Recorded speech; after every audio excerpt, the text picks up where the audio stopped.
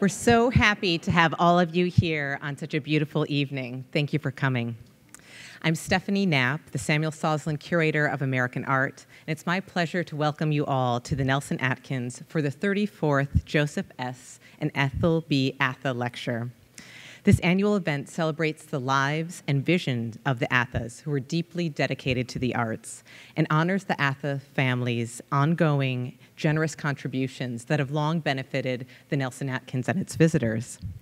The legacy of the Atha family here at the Nelson-Atkins is marked by many wonderful gifts of art, including paintings such as Childe Hassam's The Sonata, which is on view upstairs in the American galleries, freshly back from its travels to San Diego and Mexico City, as well as an impressive collection of silver coffee pots from the Folgers Coffee Silver Collection, collected by Joseph Atha.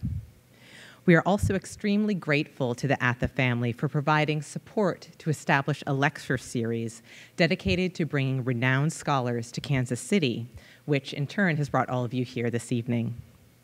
In addition to this commitment to scholarship, funding from the Atha family allows the learning to continue in the form of an annual seminar for local and regional graduate students, which will convene tomorrow morning. So please join me in extending our sincere gratitude to the members of the Atha family who are with us tonight, Joseph and Atha's daughter, Elaine Merriman, her son, Michael Merriman, and his wife, Ellen Merriman. We're so honored that you're here. Thank you.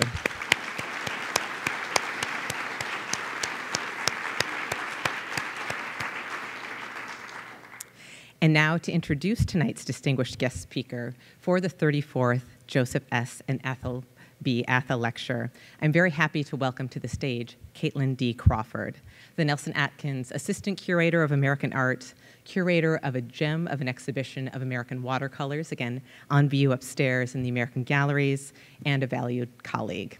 Take it away, Kate.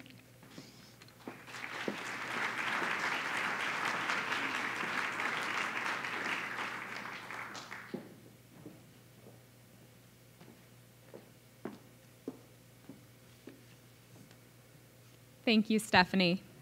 And I want to again thank the Atha family for their exceptional commitment to bringing great scholars to the Nelson-Atkins through the annual Joseph S. and Ethel B. Atha Lecture.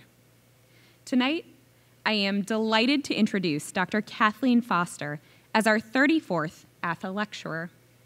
Dr. Foster serves as the Robert L. McNeil, Jr. Senior Curator of American Art and the Director of the Center for American Art at the Philadelphia Museum of Art, and teaches as a faculty member of the History of Art Department at the University of Pennsylvania. Dr. Foster earned her bachelor's degree from Wellesley College and her master's and doctoral degrees from Yale University.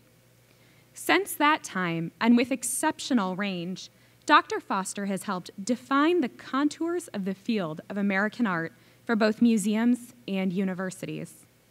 Whether in studies of American artists Winslow Homer or Thomas Eakins, Thomas Hart Benton or John Lafarge, her work has shaped how we see and understand American art.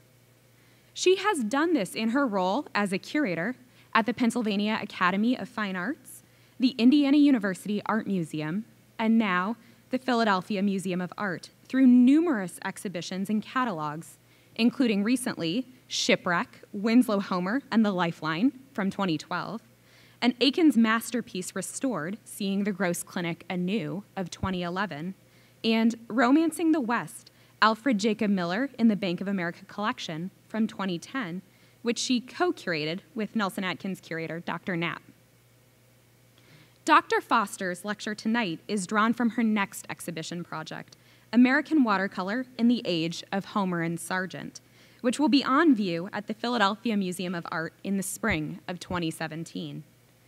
To support her work on this exhibition, Dr. Foster spent the spring of 2015 as the Edmund J. Safra Visiting Professor in Residence at the Center for Advanced Study in the Visual Arts at the National Gallery of Art in Washington, D.C. Among her tasks as the Safra Professor at CASVA was to offer a 2-day colloquium for emerging scholars.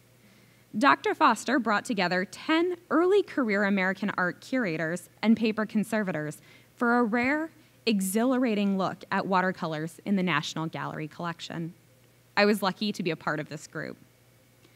Dr. Foster encouraged those of us in attendance to work together, curator and conservator, to overcome the conservation-related challenges of displaying light-sensitive watercolors in order to better integrate the medium into our galleries. Invigorated by the colloquium, I set to work looking at American watercolors in the Nelson-Atkins collection. What I found was just as Dr. Foster had suggested, many incredible American watercolors, many of which had not been on view in decades. That work inspired the small exhibition from the permanent collection that is now on view as Drip Splatter Wash, American Watercolor, 1860 to 1960, and, perhaps more importantly, the integration of 5 watercolors in the surrounding American Permanent Collection galleries. Her upcoming large loan exhibition and its accompanying catalog will no doubt similarly inspire scholars and delight American art enthusiasts. Tonight, we are fortunate to get a preview of this show in Dr. Foster's lecture titled America Discovers Watercolor.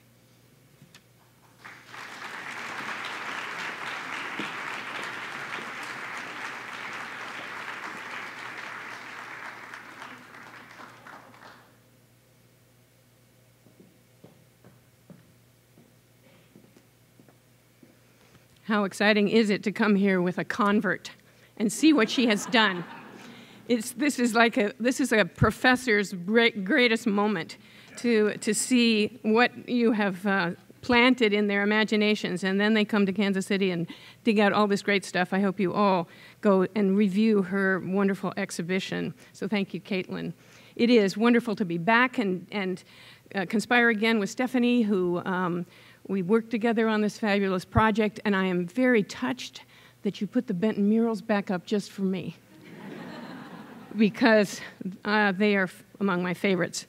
They have been traveling. I'm sure you're all glad to have them back. They've been on a journey, and what I'm going to do for you tonight is take you on another journey, a watery journey here with Winslow Homer.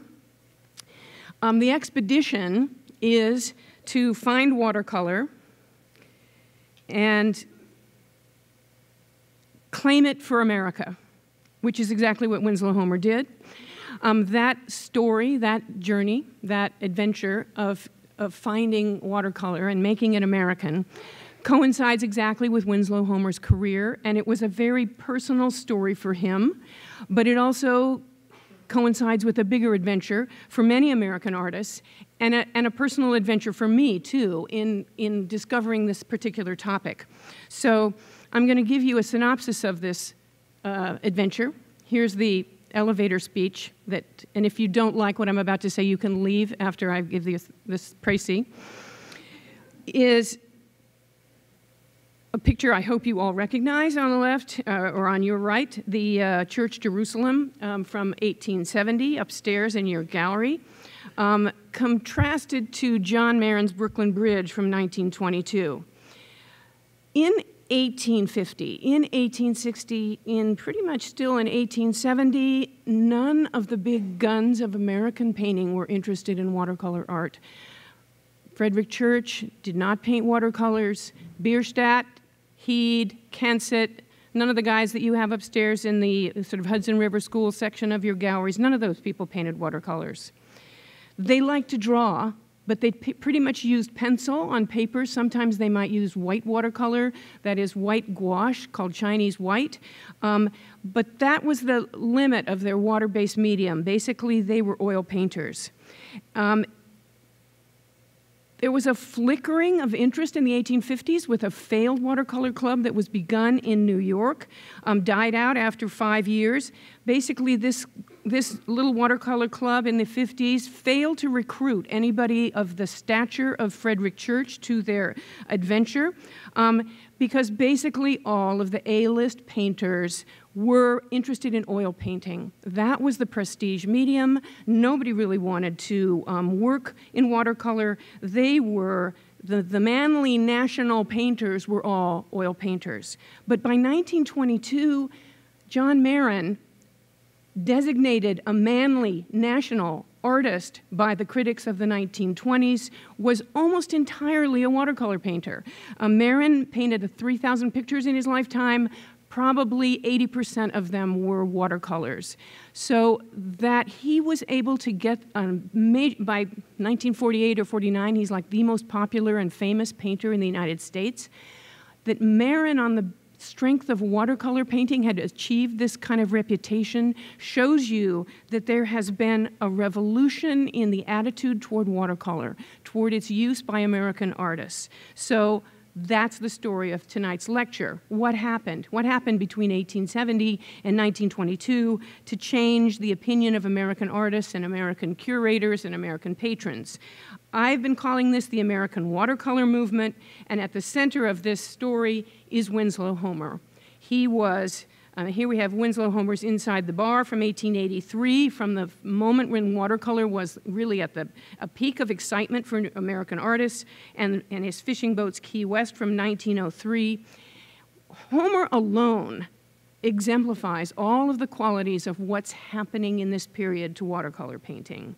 And he travels on this journey of style, and you can see the change in style between his work in the 1880s and subject matter that many, many other artists are going through this same journey.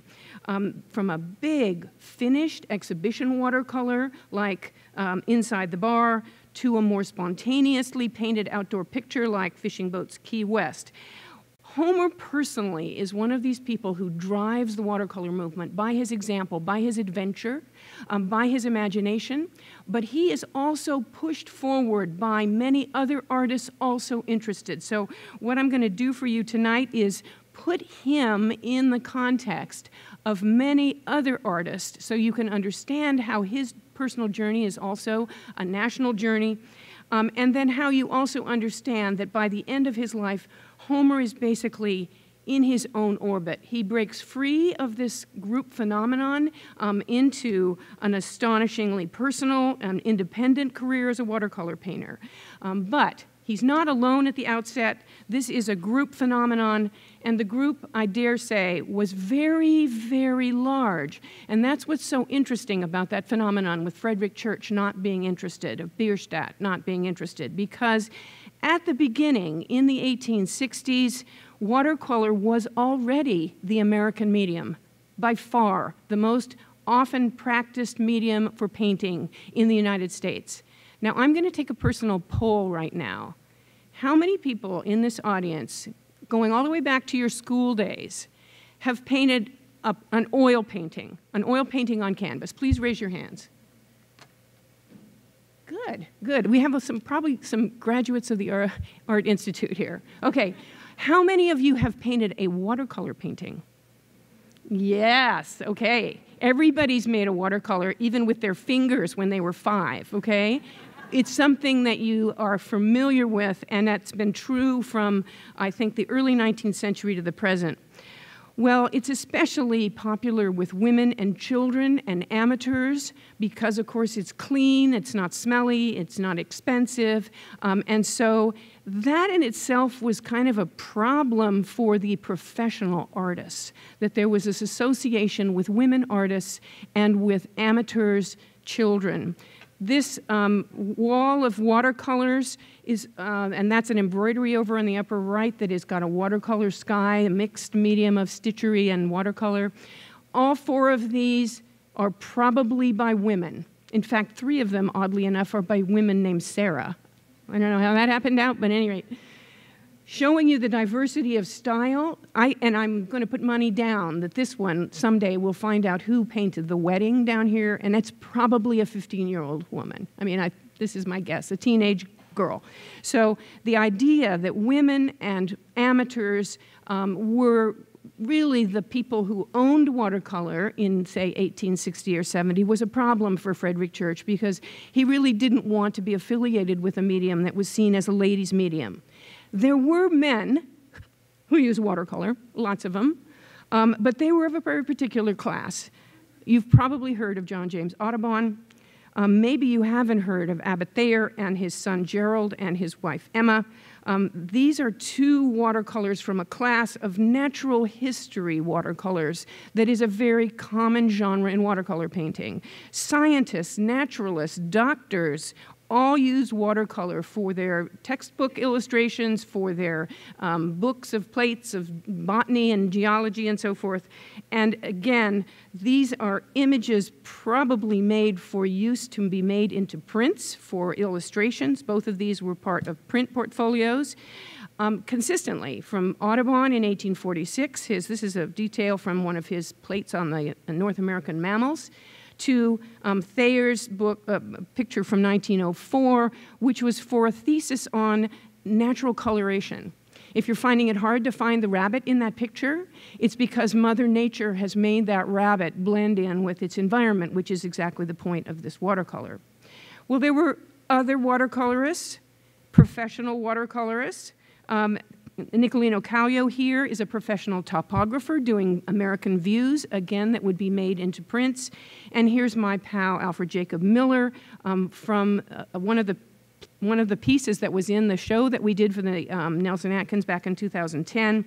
An explorer, a man taking off from Westport to go spend months out at the base of the Rocky Mountains and then bring back images that would, for many, many artists like him, explorer artists, that would be made into plates, into engravings for books in order to distribute the information to the public interested in the far West.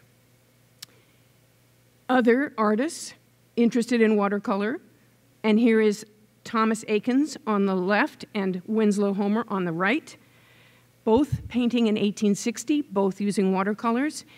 Eakins' drawing of the lathe reminds us that watercolor was the medium of designers, of architects, of industrial designers, of engineers. This is a drawing he made in high school in Philadelphia for his art class, but it's basically industrial arts. He's being trained how to use watercolor with an idea that he might go forth and be an engineer or some other kind of an industrial designer. It's not really art school kind of watercolor painting. Homer, on the other hand, also not an art school. He is much older than Eakins, but he's by now a professional illustrator working for Harper's Magazine and making watercolors like this that are going to be translated into wood engravings or lithographs. Now, what all of these people have in common, the topographers, the scientists, and the commercial artists and the engineers, is that they're all commercial artists. And watercolor is being used here in an applied fashion towards another end, generally in order to be made into some kind of a print.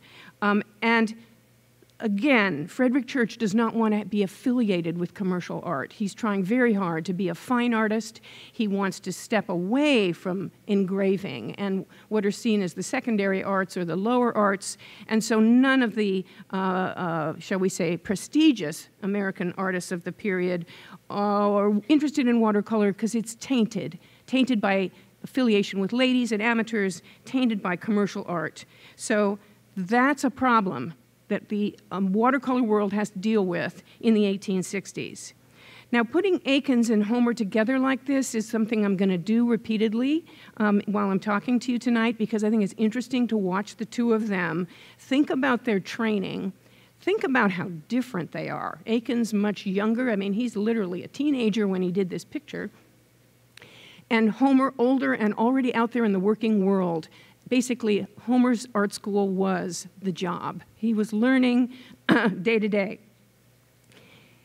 So they're coming from very different places. Eakins is actually, in short order, about to go to the Pennsylvania Academy and study, and then go to France and study in Paris and become a real academic painter. Homer is at this point on his way to becoming one of the great illustrators for Harper's, doing images of the Civil War. Those are probably pictures that you know of. Well, fast forward to 1873. We're leaping 13 years now. And suddenly, both of these artists, we recognize them now. We hardly recognize them in those early pictures. They are so buried by the genre that they are working in. But now their personalities are stepping out in watercolor in 1873. even though they've come from such different places. Eakins now back from Paris, Homer now another dozen years deeper into his commercial art career. But both of them sent these very watercolors to the exhibition of the American Watercolor Society in 1874. Homer had been struggling, trying to establish himself as an oil painter. He was having sporadic success at that, but basically feeling staled and mired down in illustration. Eakins was back from Paris and getting no traction with his career, trying to get a reputation, get his work out before the public. So he's got completely different motives here for his watercolor interest, and both of them nonetheless discover watercolor suddenly in 1873. They send their work to the watercolor exhibition, and they both paint boys in boats, astonishingly similar subject matter. So why 1873? What happened between 1860 and 1873 to suddenly bring these two very different artists together, literally on the same wall in New York? Well, the first journey I'm going to give you is the journey that an art historian might take. If you want to put your hat on as an art historian, what is happening in 1873? Monet Impression Sunrise, compared to another Homer from 1873, probably also in that first exhibition of 1874. Now, art historians remember this painting, Impression Sunrise. It's a canonical picture that launches the movement that we know of as Impressionism. And what these pictures have in common, Monet and Homer, is sunshine, an outdoor subject, reflections and brightness, a leisure time subject matter, a lot of color, very quick, broad handling. So what you might say, if you were an art historian, is, ooh, it looks like Homer is discovering Impressionism exactly at the same minute that Monet is on the Channel coast off of France. Well, actually, Homer had no idea about Monet's painting, but what he did know was that watercolor was a traditional sketch medium. It was convenient. You can take it outdoors. You can balance it on your knees, work quickly on the spot. The white paper is naturally reflective, so it gives a lot of bounce to the paper surface and to the color. It's very luminous. It, in other words, is a natural impressionist medium. So this is like thesis number one, which is, well, maybe we have Impressionism kind of being invented on its own in watercolor in New York in 1873. Well, there is a reason. I mean, there's a logic here, and I'm going to bring you another image that you should know. Your beautiful John Lafarge stained glass window from upstairs of the Peonies in the Wind. Watercolor is the perfect medium if you're interested in color theory, as John Lafarge was. It is the closest way to paint transmitted light because the pigments are transparent and you're working on white paper, so you get very strong, clean color without any sullying from oil medium. So naturally, somebody like Lafarge, who's reading color theory books, can play with watercolor when he is working to create effects of simultaneous contrast and so forth, but also for the creation of stained glass design, because if you want to make a model for your stained glass, watercolor is your most perfect way to suggest to the guys in your shop of how to put this stained glass window together. So I'm reminding you, it's already the medium of architects and engineers. It's also naturally the medium of decorators, designers, people doing wallpaper, and people doing stained glass. Lafarge, one of the great innovators in world history in stained glass, most of his easel painting after 1880 is in watercolor. This is his main medium. And so you can go upstairs and see two fabulous examples of Lafarge's watercolors showing you how liquid, how gorgeous, and indeed how impressionist in many ways Lafarge can be in watercolor. Well, many American artists actually did know Monet. We know good examples. This is Theodore Robinson from about 1890, Child Hassam, and you've got Hassam upstairs in your gallery. Both of them are in Giverny in the 1880s. John Sargent is painting with Monet in 1885. There's a lot of Americans who know Monet. But the problem is, that's 1885 and later. Both of these pictures, glorious and impressionistic as they are from a long time after 1873. And in fact, most of the Impressionists in France actually didn't paint watercolors. Monet, not so much. Renoir, Sisley, Mary Cassatt made a grand total of 2 watercolors. They are not much interested in watercolor by comparison to the Americans. So something else is happening in the United States that is not directly related to Impressionism. What we can say from looking at Hassam, especially the Island Garden here, which is just pure Impressionism in watercolor, using that white watercolor paper, using very clean, clear, bright reds and greens. This is a classic Impressionist picture, but it is really from 20 years later than the Homer from 1873. And so we can say that Impressionism makes an impact on the watercolor movement, but not the first impact. It's not the cause for Homer and Eakins back in 1873. Something else is going on. So let's back up and try again to be art historians in a different direction, not the most familiar direction. This is William Tross Richards, 1873. That is the same year, and probably a watercolor also shown at the same time as the Eakins and the Homer. This is what Impression Sunrise looks like to an American in 1873. Very fine, very dainty. This watercolor is about this big. It's tiny, and so I'm showing you on this giant screen so you can like fall in it, but it's actually very dainty with tiny brushes. Now this man, Richards, who is maybe one of the most respected up-and-coming watercolor landscape artists in the United States in this year, 1873, his sources are not French, they are all English. You can also, just remembering the 2 I showed you, the Homer and the Eakins of the boys in the boats, Homer very raw, very broken by comparison to Richards here, but Eakins very similar. Eakins is really on this note of being very finely painted, carefully observed. Well, the sources for Richards are really English. British watercolor painting was the gold standard. The English invented watercolor basically in the 18th century. They had major watercolor societies. They had a canon of watercolor painters going back a century. So this was the logical place for Americans to learn. And these 2 guys, Ruskin and Turner, are the guiding stars for American artists as they begin their journey in watercolor. Ruskin is, Turner is the great giant of Romantic painting in both oil and watercolor, but certainly the titan of watercolor painting, the exemplar to all in both England and the United States.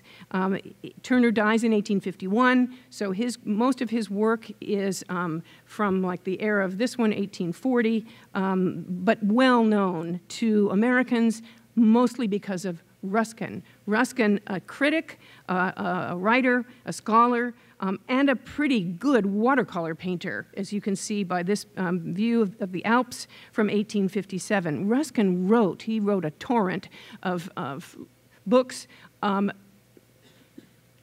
exclaiming over Turner's excellence, teaching respect for Turner, and encouraging people to paint in watercolors.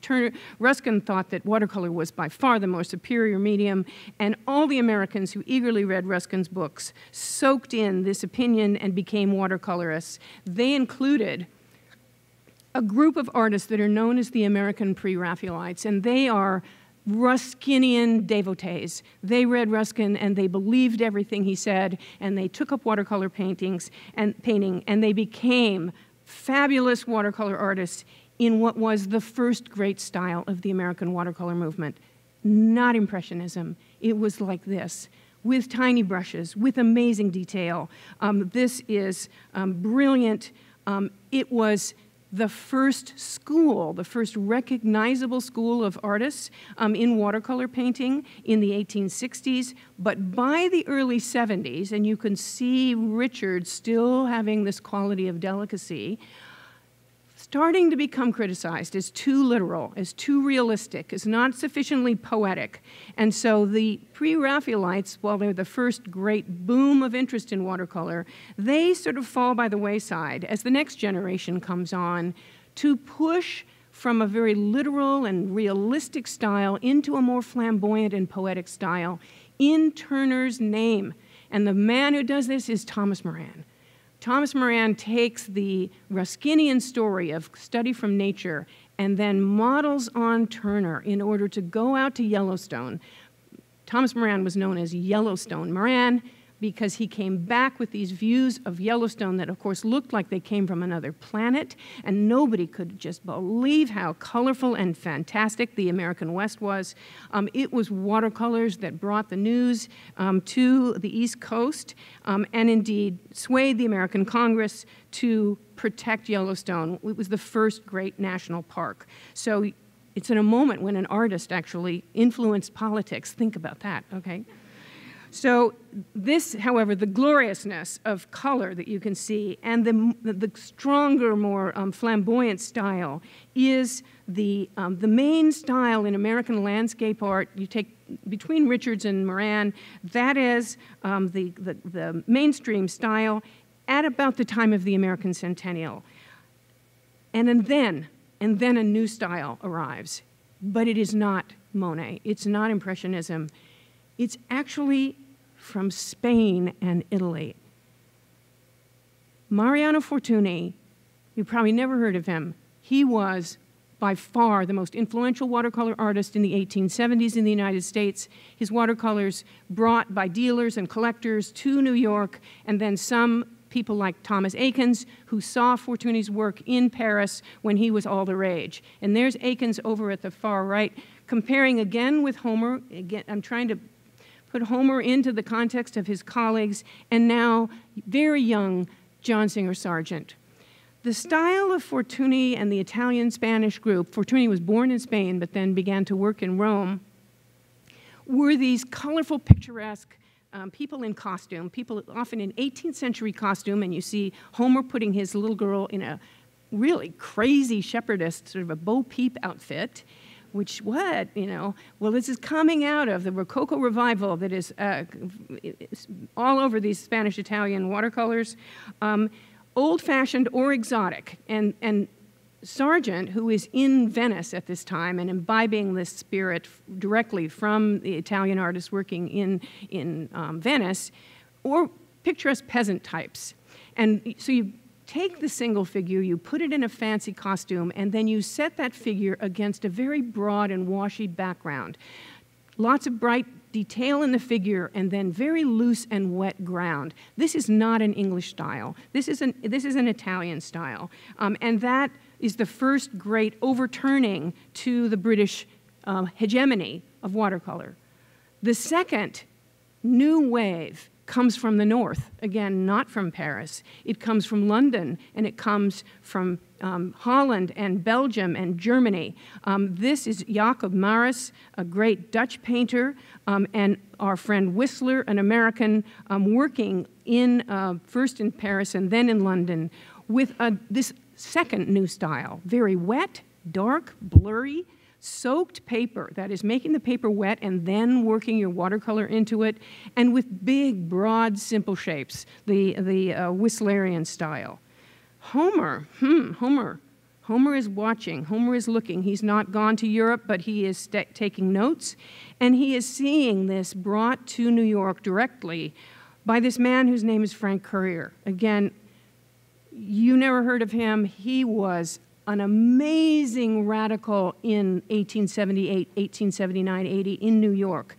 He had been born in Boston, went to Germany, and while working outside of Munich was sending home these sensational watercolors like the one that you can see on the right. Courier was the first missionary of this northern style, the broadly brushed but dark, low-colored style. Courier was a friend of William Merritt Chase, of Frank Duveneck, who also worked in Munich. They came home also bringing this style with them in both oil painting and in watercolors. And then Courier would send his watercolors to Chase, and Chase would send them to the exhibition.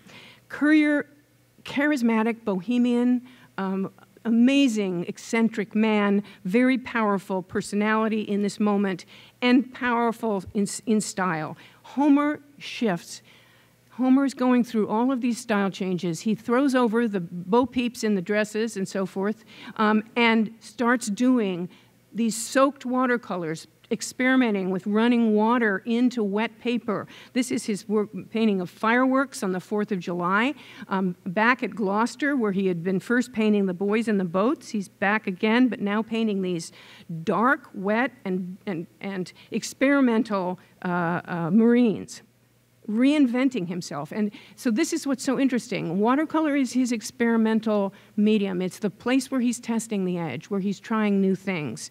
And what's interesting is that the watercolor exhibition becomes the forum for this kind of crazy, radical stuff. I mean, if you read the press accounts in the New York Times for these watercolors, the critics were just astonished. They just thought it was just crazy. And they love to cast aspersions on Courier and Homer and the other people who were called Impressionism. This was what the New Yorkers thought Impressionism looked like in 1880, before anybody really knew much about Monet or Renoir. It was Impressionism, and as the New York Times said, the Impressionists are here from Munich and Rome. So that is, you now see how the two stories, I told you the French story, it's about to land in the middle of the 1880s and merge with this kind of Northern Impressionism to create the style that we see in Childe Hassam in the 1890s. So now I've just given you a short art history lecture here on all these waves of style that are hitting the New York art world. But they still don't really explain Homer and Sargent Homer and Eakins in 1873, how they both showed up at this moment. And in fact, I have to change and try another strategy completely. Now we're going to do social history. So, social history. Samuel Coleman, John Falconer. Again, I'm pretty sure you don't know these artists very well. They were extremely important in the moment. And if you are doing art history with a social radar, you're looking for the powerful personalities who are making things happen. The people that everybody likes, the charismatic people, the people that are pulling people together, that are creating clubs, that are doing recruiting. That's what these two guys were doing. They are the drivers of the watercolor movement. These are the people that formed this new little club in the December of 1866 dedicated to watercolor painting. All the first members of this club, you've never heard of them before. I mean, I could list their names. Samuel Coleman was the first president, but mostly they are obscure to us now. But these like half dozen guys, went out and literally knocked on doors in order to recruit people for their club, to encourage people to try watercolor and send their watercolors in. So it was charm, it was effort, it was persistence that struck the match, lit the tinder, and then kept piling the logs on in order to create what was, by 1873, a real going concern. In that year, the Coleman and his pals organized a much larger watercolor society exhibition than usual. They borrowed in a whole bunch of foreign watercolors to kind of fill up the galleries, and sent out leaflets. They had banners hanging from the building. They encouraged the press. I mean, they did all of this kind of marketing, that we would call, and that is what draws Eakins from Philadelphia. It's this noise that's coming from the Watercolor Society, created by these people that you've never heard of before. Coleman is an academician. He's an oil painter. He knows Frederick Church. He knows all of the sort of big guys in the National Academy of Design, and he goes out and recruits them. People like Cropsey, for example, George Ennis, those types. He brings them into the fold, and suddenly famous oil painters are taking up watercolor art, which this hadn't worked in the 1850s. But with Coleman, because he was so charming, it managed to stick. Falconer is a hardware merchant. I mean, he is really an amateur, but he was one of the nicest guys you ever met. Everybody loved him, and he was so enthusiastic. He basically also goes out and recruits friends. He's the man who brings the pre-Raphaelites into the fold, like Hill and Newman that I showed you their watercolors earlier. And the result is that by the 1880s, watercolor has become a fashion. It has become absolutely a rage. It is an exhibition that everybody is participating in.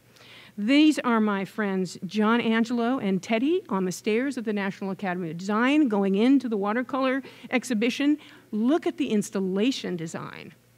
The other thing about the watercolor exhibition is very innovative. I described to you the leaflets, the banners, the free tickets, etc. Sort of buy one, bring a friend, you know. I mean, they had all of these devices to get people to come to the exhibition, but they also pioneered in exhibition design. This is the first group that thought of decor to sell paintings. So they had decorative arts, they had draperies hanging in the doorways, they had potted palms banked on the staircase, and so the idea that you could make the galleries of the Academy into sort of an artist's studio, and people could then come and shop for watercolors as if, you know, imagining how it might look in your own home. It was very strategically successful. The watercolors were selling, and especially encouraging visitors and patrons. It was also encouraging all of these previously exiled artist groups to join in, including the decorators and the architects. This is Peter B. White's elevation of that staircase at the National Academy of Design. So those are the columns that you can see behind the little boys as they are coming up the stairs. The Academy of Design was itself a polychrome wonder. So imagine it packed with watercolors and all of these palms and so forth. But also the idea of the alliance between the arts, the alliance between the decorative arts and painting, in which watercolor stood as the crossroads. So I mentioned to you that architects, designers, wallpaper designers, textile designers, stained glass designers, they all used watercolor, and they were sending their watercolors into this show. And then they were, in turn, starting to make stuff like, here's Winslow Homer doing a tile. Winslow Homer was extremely interested in ceramic tile in this moment, getting involved in the House Beautiful in the decorative, what was called the decorative age. Well, amateurs are also being included in this mix. I told you about John Faulkner, but also lots of these lady amateurs who previously were very déclassés. Suddenly it's okay for the women to join in with the men.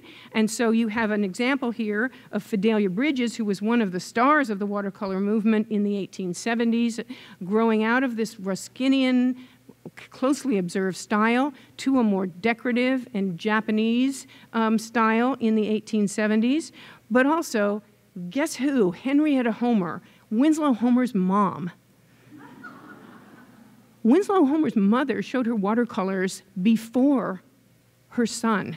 I mean, she set the example, sending watercolors that look kind of like this. They're not great. They're kind of, you know, second-rate examples of Fidelia Bridges, but nonetheless, here she is setting this example. Once I realized that Henrietta Homer was at home nudging Winslow Homer, saying, I'm sending my watercolors in, I thought, let's look harder at this. And guess what? Sargent's mother was a watercolor painter. Georgia O'Keeffe's grandmother and her two aunts were both watercolor painters. I mean, you start to scratch a watercolor artist and you realize they've all got ladies at home painting watercolors. So there's a mother factor here that needs to be introduced. Well, the ladies coming also, they were patrons. They were buying watercolors because they were decorating their parlors, and watercolors were inexpensive. They were generally less costly than oil painting, so more affordable to the middle class, and the watercolor exhibitions were selling like crazy. And John Angelo, that little boy you saw going up the stairs, the fictitious hero of John Angelo Visits the Watercolor, the finale of his essay is, "Hooray for watercolors at prices everyday folk can pay." I mean, again, this is part of this promotional campaign to make watercolors fun and make them something that people can collect. Well, the other group that's been excluded from earlier art exhibitions in the United States that I mentioned are the illustrators, the commercial artists. And the watercolor exhibition gives an opportunity for people who use watercolor as their bread and butter, that is, newspaper illustrators like Edwin Austin Abbey here on the left, or Thomas Eakins, who dabbles in illustration at this moment, these people are, Abbey didn't paint in oil. Eakins was painting the Gross Clinic, but he was trying watercolors because it was the going thing. Abbey, however, he does not know how to paint in oil yet. All he does is watercolor. He paints for Harper's Magazine to make illustrations, and the Watercolor Society gives him a chance to make a real painting, to make a real composition, to be a real artist. And this particular painting, The Sisters, Abbey, by the way, was also in the class of 1874. That's the first year he shows up. But he's way younger. He's like 23 years old in that period. So he's an illustrator. He gets brave and sends in his first watercolor. But by 1882, he is the toast of the town with this particular watercolor. The Sisters, every critic went crazy for this watercolor, thought it was one of the great things, that it was painted that year, and it sold for $2,000. Now, most of Homer's little watercolors, and this is Don't You Wish You Had a Time Machine, sold for $50, okay? $100, $150 for one of those little Homers of the boys in the boats. So, $2,000. I mean, that got the attention of the artist community really fast. And so there was a stampede created, literally, by the success of the Watercolor Society. All of these people, Abbey just trying to show off as an artist and show what he could do in addition to his illustration work. Homer trying to break out of illustration, actually, and just work as an artist. And Eakins seeking patrons, seeking critical attention because he's out there in Philadelphia where there's a little opportunity for him to show his work. All of these artists are seeking status change. They're trying to meet the patrons, they're trying to find the critics. And the watercolor movement, the watercolor exhibitions are a place for these young artists, unknown artists, commercial artists, women, amateurs, to all show their work together. Now, by 1882, we find that the watercolor exhibition is by far the most adventuresome and the most diverse exhibition forum in the United States. Old and young, the conservative and the progressive, men and women, amateurs and professionals, they are all there in this one, I think, pretty chaotic mix.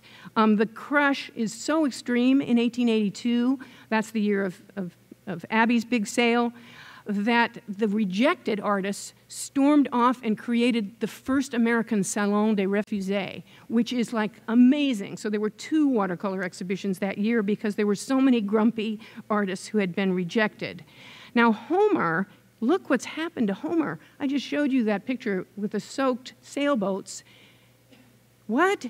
That's Homer? You hardly recognize him. The critics also said one would hardly recognize the artist who has sent in these big watercolors. Homer had gone to England and just completely done a 180-degree turn. He basically had gone back to school in order to teach himself a whole new style, and he sent from England this painting called Mending the Nets.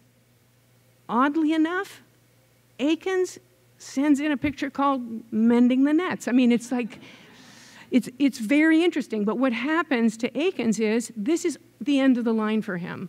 His interest in watercolor peters out after this point, and in fact, his interest from 1874 to 1882 brackets perfectly, just like a barometer, exactly the most exciting decade of work and the moment of recruitment when so many artists are coming on board.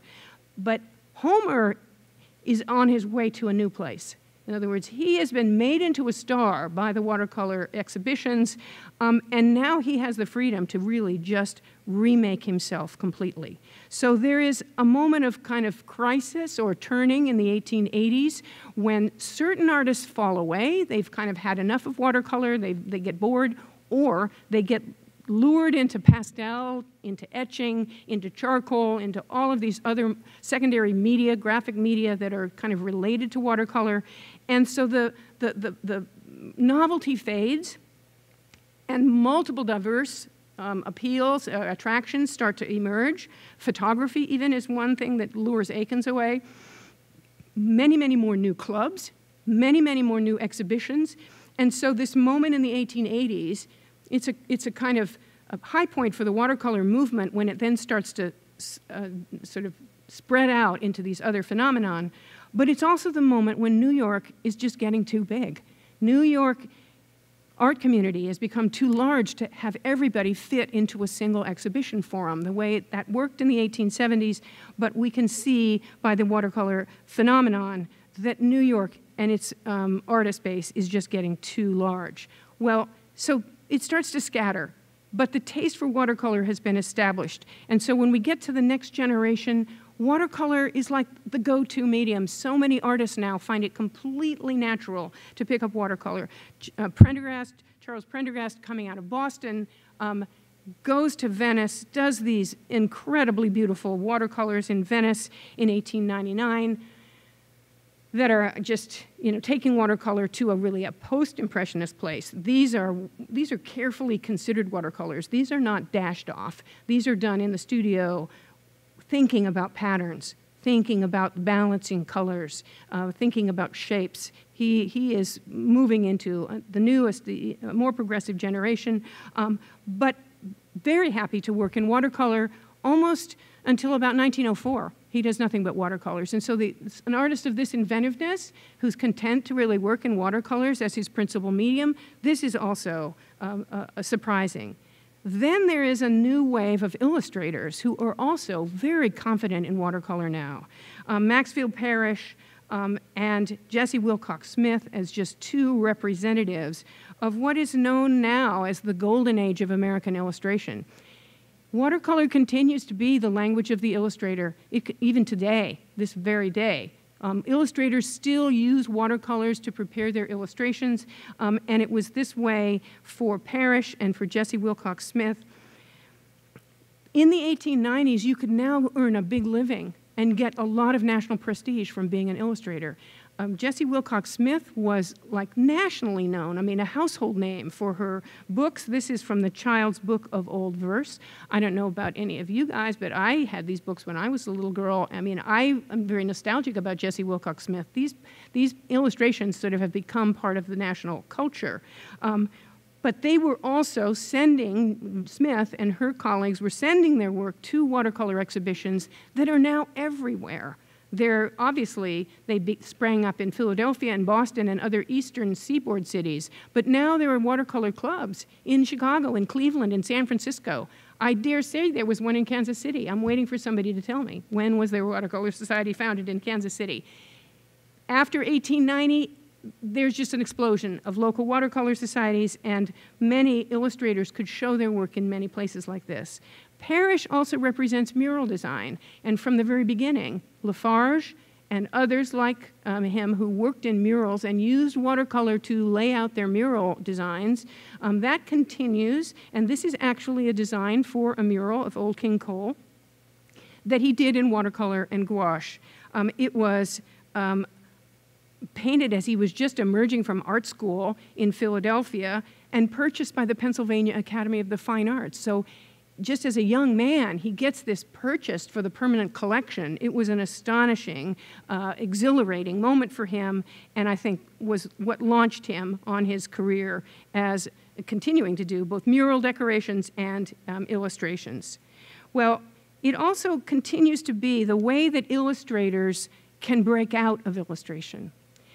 Charlie Russell and Irving Wiles both basically earned their living as illustrators, but you can see their artistic expression in their watercolors from this moment at the turn of the century. Wiles over here in 1895, he won the big annual prize at the watercolor exhibition in 1895 for this very sexy painting called The Green Cushion. And Russell, this is actually a picture that was illustrated in the Christmas issue of like Collier's magazine, I think, or one of those illustrated magazines from the turn of the century. It's still, as a standalone object, a gorgeous painting. And that ability to express yourself artistically is come along because now they can do photo reproductions. So you don't have to wait for the engraver to make your image into black and white print. There can be a color photolithograph of your image as good as you can make it. So the illustrators are, in a way, unleashed by the power of new technology to become more adventuresome. Well, ladies, the ladies also persist. This is Claude Hearst persisting through into the 1920s in this very old-fashioned illusionistic style that comes out of that English and illusionistic Ruskinian tradition. And oddly, this kind of manly subject, you know, the pipe, the matches, the pouch of tobacco, these are things that we think of with Peto and Harnett. But here is lady artist who is, I think, very, very discreetly calling herself Claude. Her actual name was Claudine, but she signed her name Claude in order to sort of make it a little ambiguous about what her gender was. And then Violet Oakley, carrying forth this tradition of using watercolor for mural studies. This is a mural study Violet Oakley made for the Supreme Court in Pennsylvania. It's kind of hard to see, but there's this face peeking through between the lettering of divine law. It's the face kind of wisdom peering at you. This image from 1917 with gold on it and obviously overtones of Irish manuscripts and ancient missals is still using watercolor here as her crossroads medium. She designed stained glass also, and by the 1920s was certainly the most famous woman muralist in the country. Well, I have prepared for you, there will be a test on this afterwards, a graph of women participants in the watercolor movement, just because it was interesting to me to do this kind of thing. The red line is the number of objects in the watercolor exhibition by women, and the blue line is the number of artists who were women who were in the exhibition. Just what that suggests basically is that the women proportionately showed fewer objects than the men. So that a man might, Winslow Homer one year sent in 34 watercolors to the exhibition, but the average woman would send in 2 or 3. So for their numbers in the exhibition, they showed proportionally fewer objects. But what's most interesting is the general curve of participation, because what it shows you, if you flip that curve up, it shows you the curve of the watercolor movement, because exactly as the exhibition got more interesting to men, the women got pushed out. It's like, oh, this is a good deal. Watercolors are selling. And the men started to crowd in, and it got harder and harder for women to find a place. As the watercolor movement hit its peak in the 1880s, and then the novelty began to disperse, as I said, into other media, it was okay for the women to then come back in. So then, then their line goes back up again in the 1890s because the men are all busy doing other things. So, and also there are many, many more and more clubs for women to show their work in. So that pattern of the women being allowed in at the beginning, almost 30% of the exhibitors in the very first exhibitions were women. All those Mrs. Homers were in the exhibition. And then at the peak in 1882, 85, the fewest number of women, and then back up again at the turn of the century. Well, that in itself is a kind of a story. But what's also interesting is the women coming and going, but the artists coming and going too, because Winslow Homer has basically dropped out of the Watercolor Society. He's a member, but he's not showing there very much. He's actually learned that it's better to just have a solo show of his watercolors than to throw his work into these gigantic shows of 400, 600 works. Better to just have a gallery and dominate the display. So he is hardly showing his watercolors with the Society anymore, just as he is gaining strength, whether he really hits his stride after 1889. Every year now, he can show his work in Boston and New York and have his work sell out.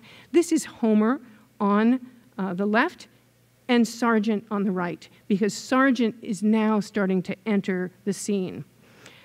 Sargent had been painting watercolors all along. I showed you that little Venetian girl, the kind of peasant girl with her arms folded from Painted in Venice back in 1880. He'd been painting watercolors, but he never showed them. He held them in his own portfolios, he gave them to his family, but he didn't exhibit them until 1904, when they just hit the public like a wave, and people were tremendously excited. So he is entering the scene as a watercolor painter, just as Homer is hitting his stride and then basically retiring. Homer's last watercolor is the one I showed you at the very first slide of Diamond Shoal, of that schooner surging towards you. That's his last watercolor. He's almost 70, still going strong, but he basically he ceases painting, his health is not great, and he dies in 1910. His death inspired memorial exhibitions, a lot of special installations in the watercolor exhibitions, a lot of tributes, and Homer is gradually sort of elevated to Valhalla as American watercolorist par excellence, just at the moment that Sargent is suddenly becoming major, major news. And both of these artists are competitively collected like crazy by American museums. Boston buys out an entire show of Sargent's watercolors. The Metropolitan Museum buys a whole bunch of Homer watercolors. Worcester, Brooklyn, the museums are vying for these watercolors at this moment between 1910 and 1920. It was really something of a feeding frenzy between Homer and Sargent. And in my exhibition, the last major space is going to be Homer versus Sargent, with one side Homer and one side Sargent, trying to find these moments when their work overlaps. This is Sargent in Florida painting alligators in 1917. He was in the United States for many years during the wartime when he was working on murals in Boston, and then basically couldn't leave because the shipping was too dangerous. And then this is Homer in 1899, the famous picture of after the hurricane, also a Caribbean subject. The idea in the exhibition is to do what was done back in this period between 1910 and 1920 and put the two of them side by side in order to measure their merits as watercolor artists, and both of them celebrated as great, great American artists. For example, Boy Fishing by Homer, Man Fishing by John Singer Sargent. The idea, and so different in spirit. Homer very engaged with the fishing, with the story of fishing. Sargent, I don't think Sargent knew how to fish. I mean, I think he just posed that guy with a fishing rod.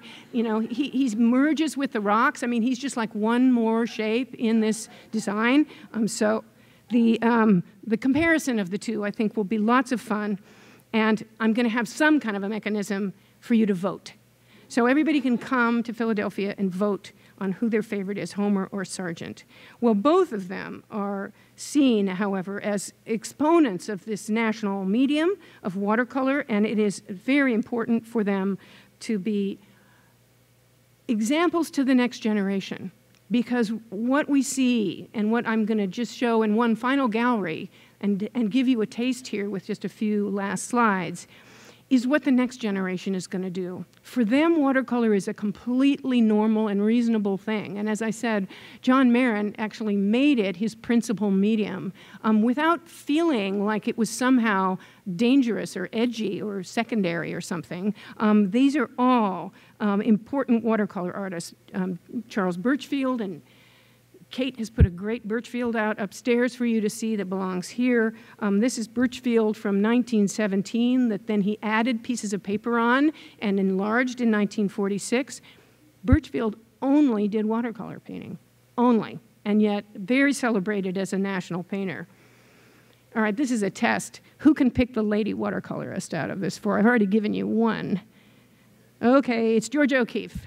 Georgia O'Keeffe at the upper right in 1917, the same year as the Birchfield did his first draft of this watercolor on the upper left. Charles Demuth, 1925, some of the most beautiful watercolors ever painted on the planet by Charles Demuth. And then Stanton McDonald Wright for something completely different, doing kind of Orphism and Futurism, but using watercolor as the way to explore very modern Cubist and Orphic shapes. So what you can see from these four is that there's no American style in watercolor, but there is definitely an American predilection for watercolor, an American sense of adventure, that watercolor is the place where you can go and try something edgy and something cutting edge. All of these people are learning from Cezanne. They've all seen Cezanne's watercolors, and that's sort of made their head explode a little bit. But they've also got this comfort level with watercolor. None of the Parisian artists of this period are as interested in watercolor painting as the Americans are, because it really has become a kind of national choice.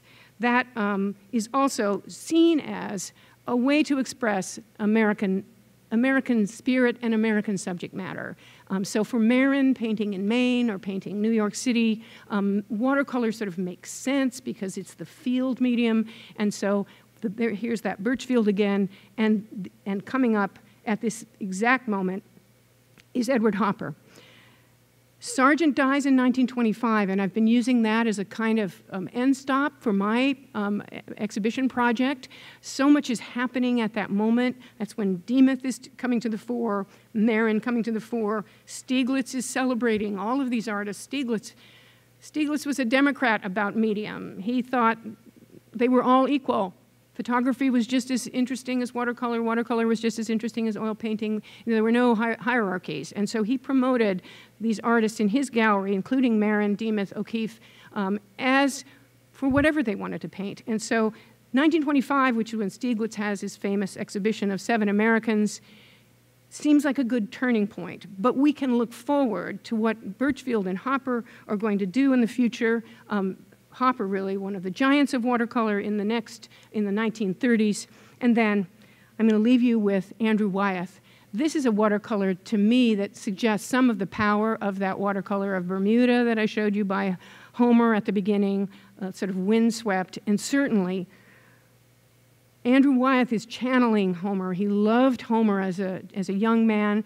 Andrew Wyeth had his great sellout exhibition of watercolors, and David Cataforis is here and can tell me, like 1937, 1938, something like that.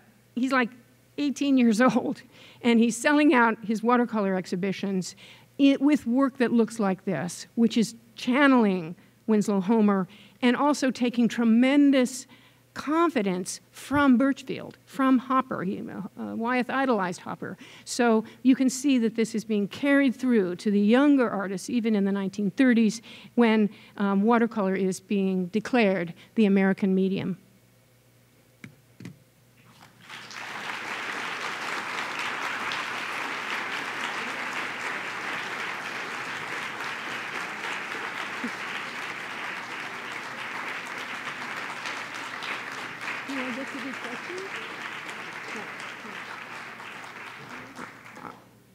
Everybody gets to ask me questions outside. That is the rule from the boss here. Okay. So we'll see you. If you want to talk to me and ask me questions, I'd love to answer your questions then.